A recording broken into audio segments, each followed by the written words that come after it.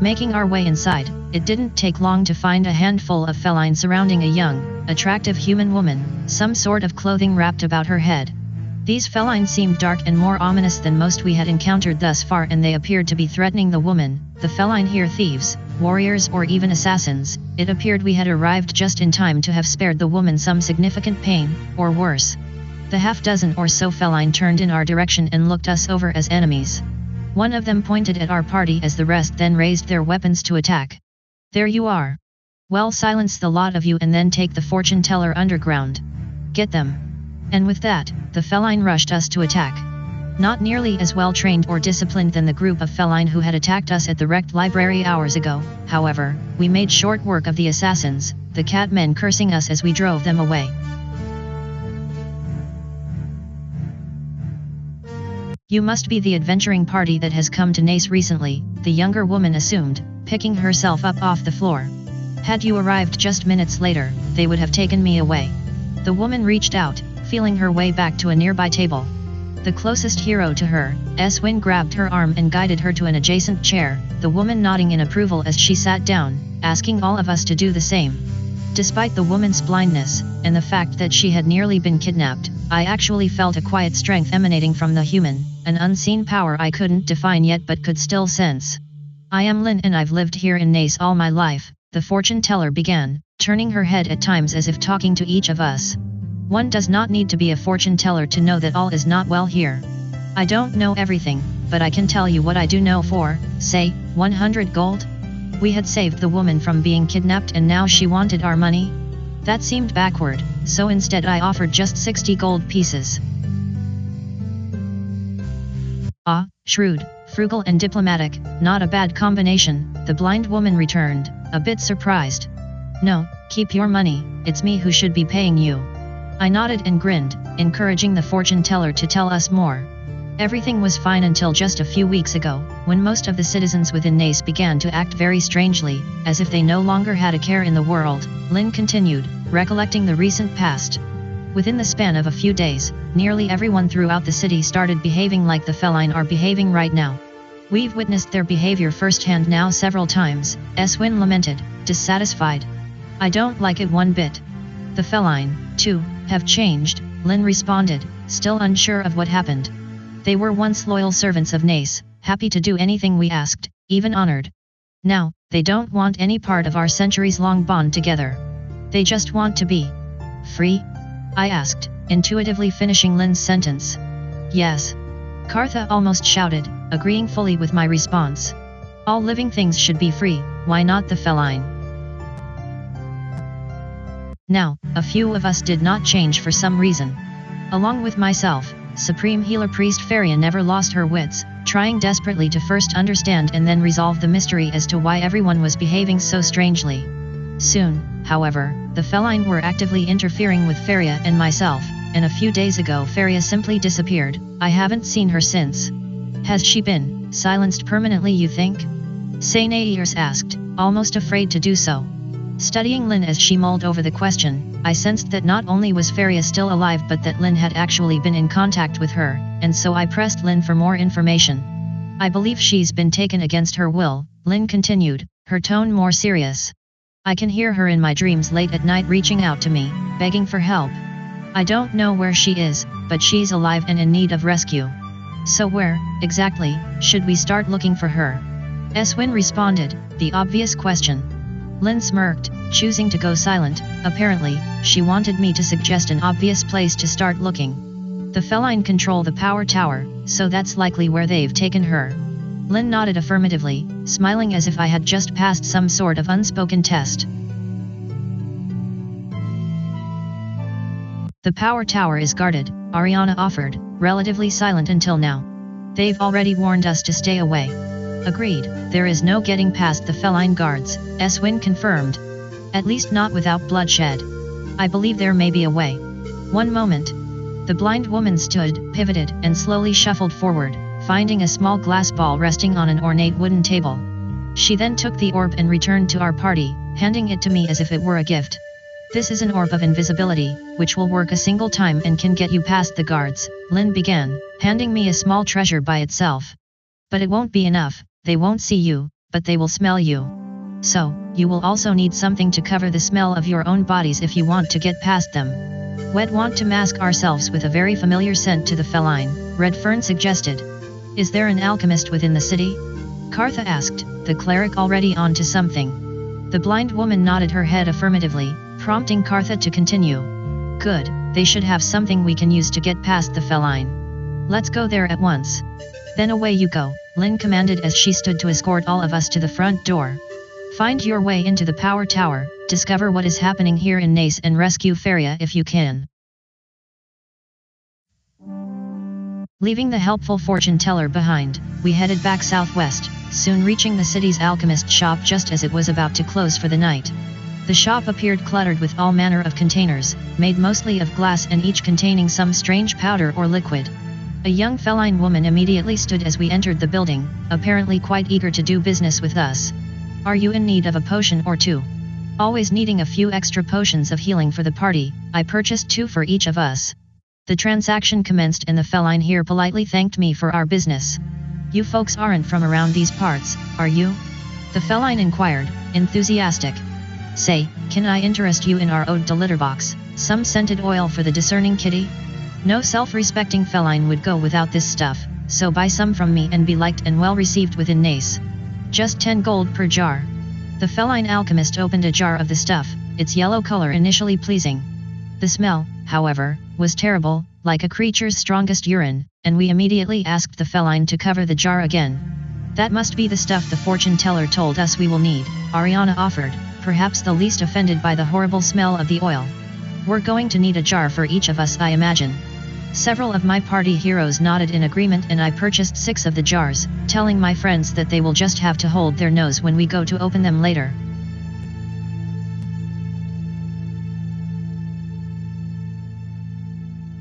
Returning to the power tower but remaining out of sight from the feline guards, I nodded to the party and then activated the orb of invisibility.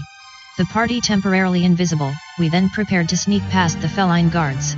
As we approached the guards, however, they began to sniff the air, detecting something they didn't trust, my party, most likely. Recognizing the need to use the Ode to Litterbox potions we had just purchased, each of us poured copious amounts of the extremely smelly liquid all over ourselves, hoping to get past the feline's unusual sense of smell. The feline leader continued sniffing the air, drawing close to our party. He then turned back toward several of the other guards standing there and sniffed the air until he reached the backside of one of the guards, convinced that it was the guard he smelled. The ruse had worked and we quickly stepped past the guards and into the tower beyond.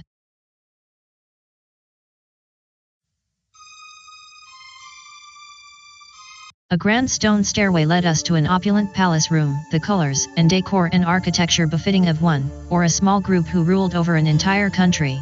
A large, heavy oaken table dominated the middle of the chamber, its 12 or so wooden chairs empty and the table itself full of food, trinkets, and other items of interest and value. A proud, older feline dressed in fancy clothes sat upon a throne that seemed out of place here, as if it had been hastily constructed from materials lying about. A dozen more feline guards stood nearby. Cautiously stepping past the guards, our party neared the feline leader, half asleep in his rather shoddy throne. As we approached, it was clear that there was an older human lying on the floor, a colorful woven strap or cord wrapped around his neck and connected to the throne as if it were some sort of leash. A moment later, the older human lying on the floor before the throne began to stir, groggy at first. Looking about, the man stood to his feet, sniffing the air and gaining the attention of the well-dressed feline resting within the throne. Oh, it appeared that the human could smell us and pointed in our direction as he mumbled something to his feline lord.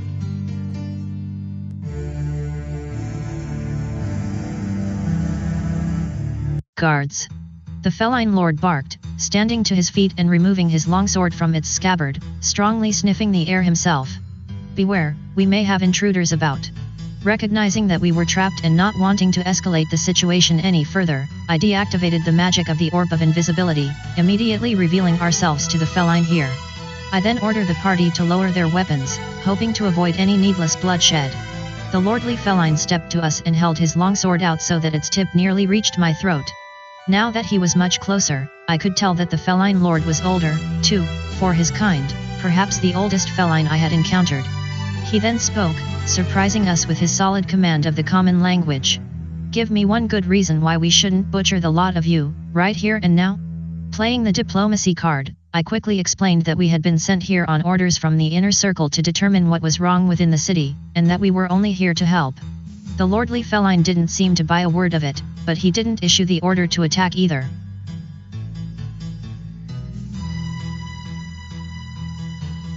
A few brief, tense moments passed, then the older feline backed away a step, lowering his longsword as he again addressed the party.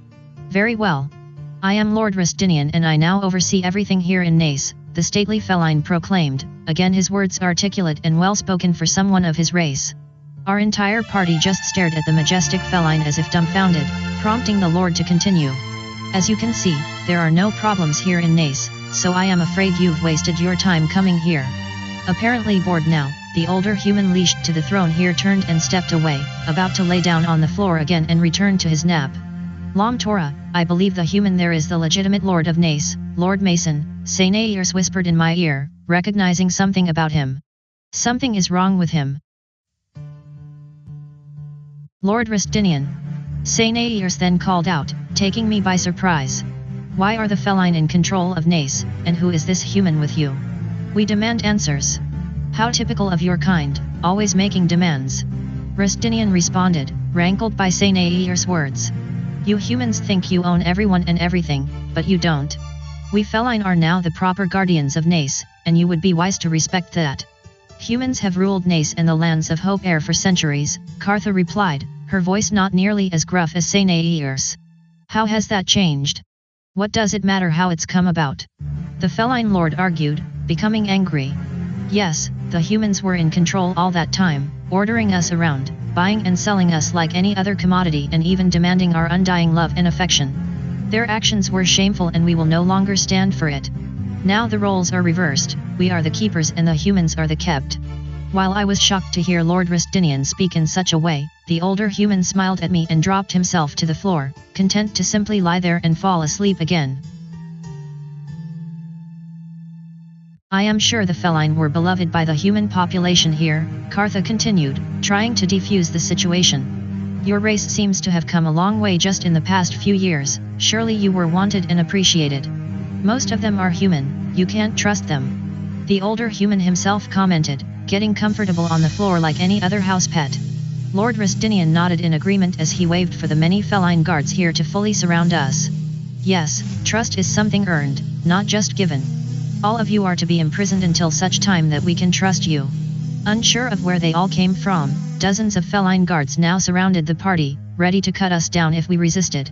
Given the circumstances, I recognized that the smart play here was to accept defeat and allow ourselves to be imprisoned. I was reasonably sure the feline wouldn't harm us and attacking them now would certainly break their trust. This isn't right. Eswin huffed, not at all okay with the party's surrender. This better work out, Lam Tora. Nodding my head, I encouraged the party to relax and let ourselves be led away, hoping that we would soon learn more about the feline and their apparent takeover of the city. Taken northwest from the power tower, we were soon locked securely within the Nacian jail, the feline leaving us with our weapons, armor, and supplies but locking the door and preventing our escape. For the moment, we weren't going anywhere. I sure hope you know what you're doing, Eswin lamented to me again, not enjoying being locked up one bit. Now what do? We wait, Redfern responded, looking around. May as well get comfortable. Built to hold perhaps 24 inmates, the jail interior was rather adequate, with several sets of bunk beds for sleeping, a table, chairs, and other minimal accommodations. Not surprisingly, the windows were barred and locked, and even if we could pick the lock of the door leading out, it was barred from the other side as well.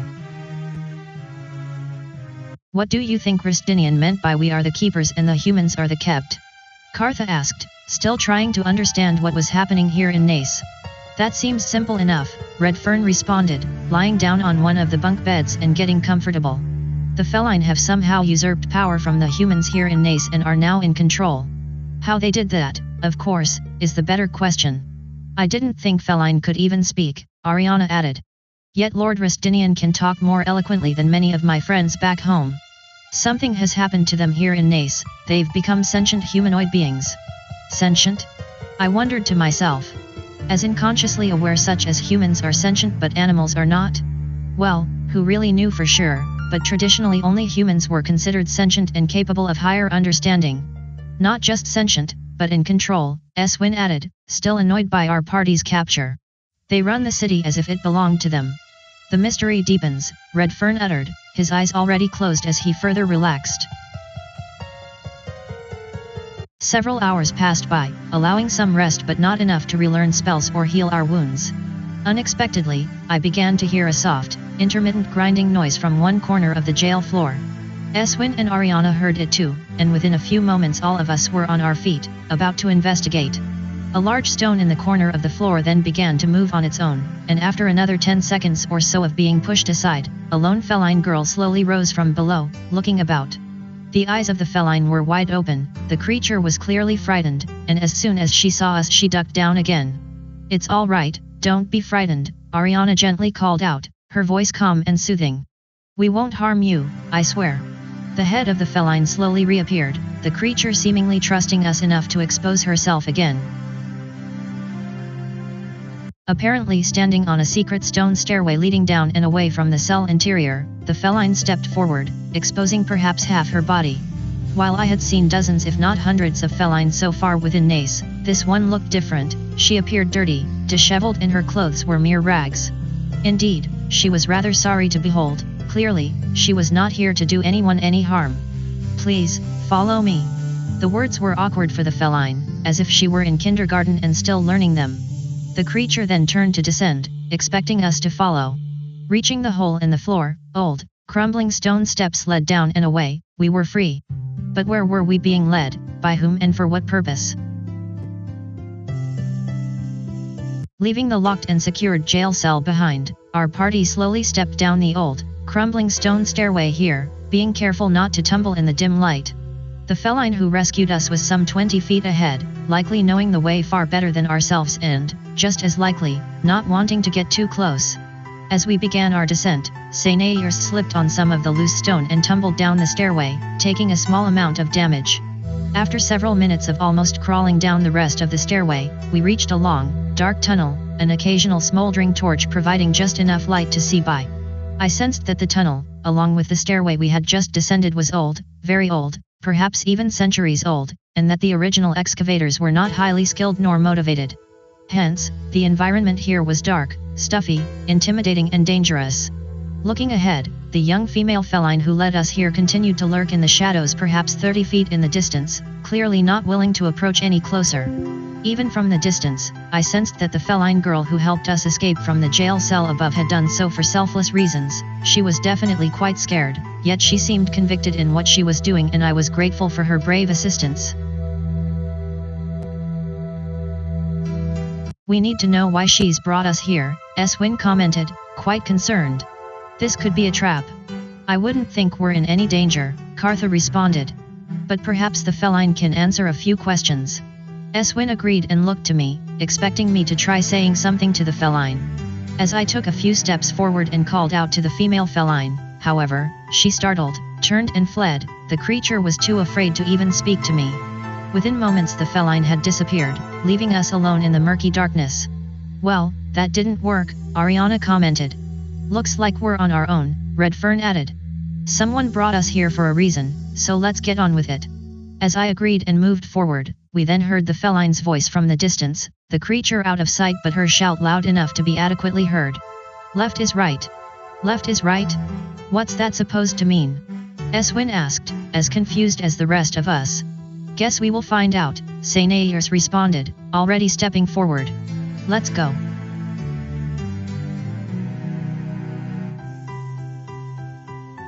Marching ahead, we reached a point where the hallway split into 3 larger tunnels, with paths to the northwest, north and northeast. The stonework here was crude and the workmanship poor, and in several places I spotted a variety of old boards and wooden beams being used to prop up certain areas of the walls and ceiling. All 3 tunnels ahead looked dangerous, but I had to pick one. Which would it be? Let's try the tunnel heading due north, I commanded, pointing the way forward. Carefully meandering our way forward to avoid all the pitfalls within the tunnel, we eventually came to a dead end. Unfortunately, I had picked the wrong way to go. Worse, on the way back, Cartha inadvertently caused a small section of the ceiling to collapse, my party taking a little damage from the collapsed ceiling. Pulling ourselves out of the rubble, We limped back to where we first entered the tunnel, now recognizing that the northwest option was actually the correct one. As the feline had said, left is right. The tunnel bent and twisted for perhaps another 50 yards, the path forward rather challenging. But soon the tunnel began to widen and appeared better constructed. The worst was behind us. By thunder, there is light at the end of the tunnel. A few of my heroes chuckled at Redfern's pun as a well-lit chamber loomed ahead. I could also smell something here, a rather strong scent of feline. There must have been considerably more of them just beyond. We soon stepped into a massive underground cavern, easily 100 yards across and filled to the brim with feline. At first glance, it seemed there must have been hundreds of the humanoid creatures here, nearly all of them sitting, resting, or otherwise lying about. Unlike their happy, playful brethren above, however, these creatures all appeared to live in misery and squalor, hiding in the shadows of the cavern like caged animals, and I immediately felt sorry for the whole lot of them as we stepped forward to explore the underground feline abode. While a thorough inspection of the cavern would have taken days, there wasn't much here of genuine interest. The feline lived utterly sad and pathetic lives down here, and I wondered what drove them to such a dark, cold, dismal location. Meandering through the cavern, we found bits of straw and debris lying about, small puddles of water were here and there, and crude stairs were all about that led into a short network of tunnels and caves, hiding places from which the feline watched with frightened, sorrowful eyes.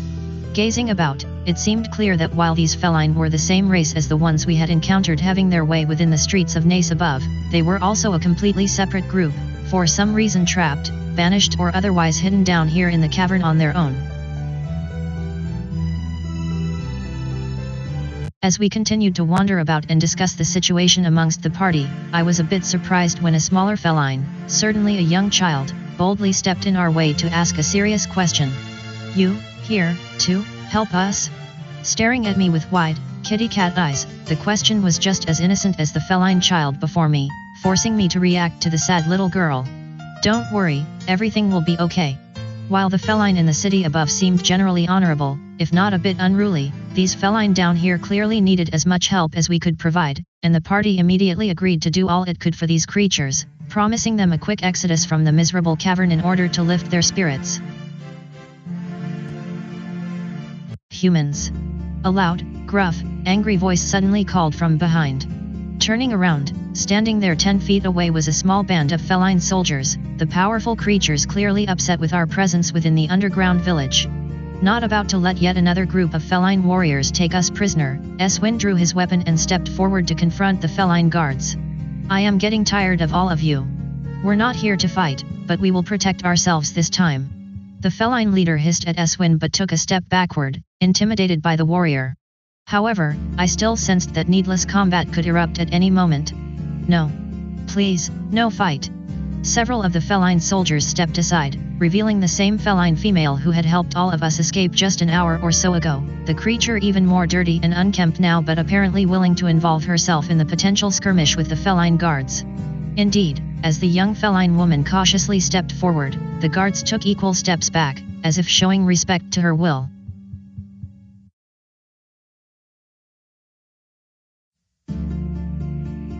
All eyes on the female feline, she stepped to within 10 feet of the party and stopped, perhaps too afraid to come any closer. Of the 3 party members closest to her, I asked Ariana to step forward, greet the feline and try to settle her nerves. The elf nodded and approached the feline, her soft voice and unassuming stature perhaps a little less intimidating. "I am Ariana, an elf from the Orion Society, and these are my friends. We mean you no harm, and very much want to help all of you if we can." I am Ziza, the feline returned, her words difficult as if she were still learning the common language. "I have been sent for you." "Sent for us?" Sainairs asked, unusually curious. "Sent by whom?" Ziza stared at Sainairs for a moment, either unable or unwilling to respond. Recognizing her challenges with speech, the feline guard leader answered instead. "Ziza is the granddaughter of our tribe's chief. He actually seeks an audience with you." The whole situation before me seemed rather odd and I thought about it for a moment. But it seemed to make sense. Sure, I suppose the leader of these underground feline may have sent his granddaughter, someone just learning to speak herself, to bring us to him, trusting that we would trust as well. "We go this way," Ziza then instructed, pointing to the east.